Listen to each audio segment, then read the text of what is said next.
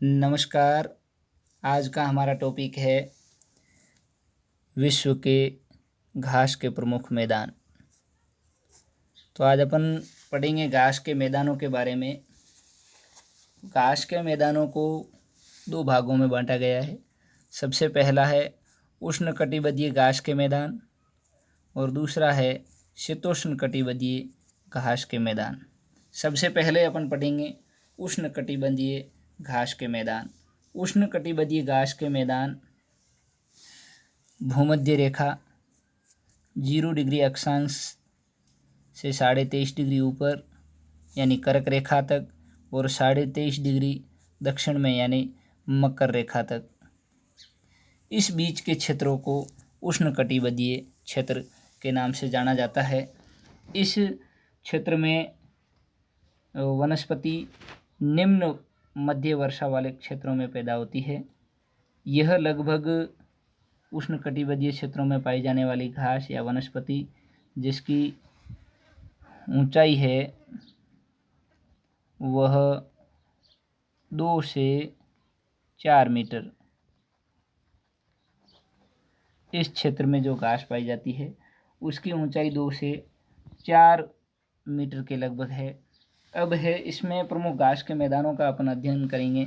सबसे पहले दक्षिणी अमेरिका में ब्राज़ील में कंपाज, दक्षिणी अमेरिका के ब्राज़ील देश में कंपाज और शेलवाज, ये घास के मैदान उष्णकटिबंधीय घास के मैदानों में आते हैं। इसके अलावा वेनेजुएला में लानोस, यहाँ पर वेनेजुएला में जो घास के मैदान हैं वो लानोज के नाम से जाने जाते हैं। इसके अलावा अफ्रीका में घास के मैदान हैं जिनका सवाना के नाम से। अफ्रीका में पूर्वी और मध्य भाग में ये दुनिया के सबसे विस्तृत क्षेत्र में सबसे बड़े घास के मैदान सवाना घास के मैदान जो अफ्रीका महाद्वीप के मध्य तथा पूर्वी भाग में हैं।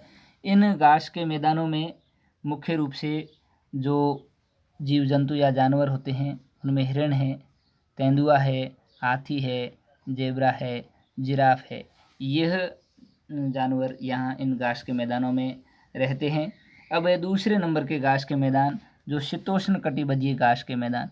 सबसे पहले अपन पढ़ेंगे शीतोष्णकटिबंध यानी 23.5 डिग्री उत्तरी अक्षांश से ऊपर 66.5 डिग्री तक और 23.5 डिग्री दक्षिणी अक्षांश से 66.5 डिग्री दक्षिणी अक्षांश तक, इन बीच के क्षेत्रों को शीतोष्णकटिबंधीय, जहाँ पर सर्दी भी पड़ती है और गर्मी भी पड़ती है, शीत और उष्ण का जो मिला जुला रूप है वो शीतोष्णकटिबंध कहलाता है।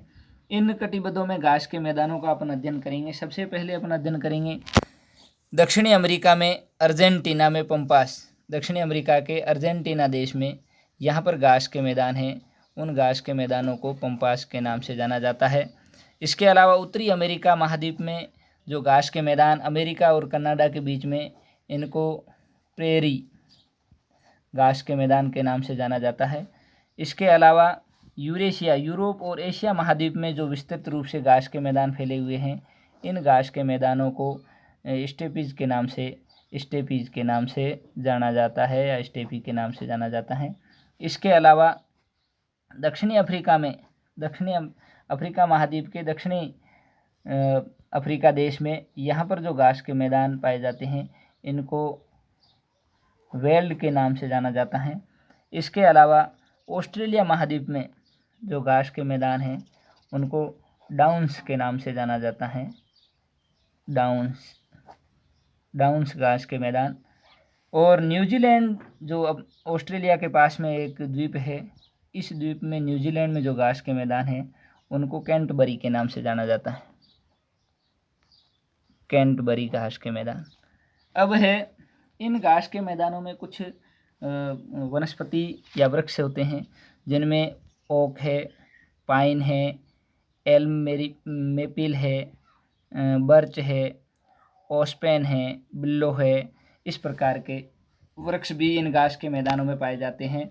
इसके अलावा इन घास के मैदान जो शीतोष्णकटिबंधीय घास के मैदान हैं इनमें कुछ जानवर भी इन घासों में रहते हैं जो है हिरण है, बाइसन है, एंटीलोप है, जंगली भैंस है, खरगोश है, जेब्रा है, गाय है, शेर है, भेड़िए है, लोमड़ी है, और पक्षियों में बाज तथा अन्य प्रकार के पक्षी तथा बिल बना करके रहने वाले जो जीव होते हैं वो इन घास के मैदानों में रहते हैं।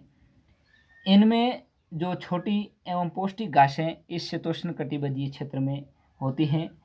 इन घास स्थलों में जो रहने वाले जीव जंतु हैं उनमें से अधिकांशतः शाकाहारी प्रवृत्ति के जीव रहते हैं सबसे अधिक मात्रा में। तो यह आज का अपना टॉपिक था, घास के मैदान। जय हिंद, जय भारत।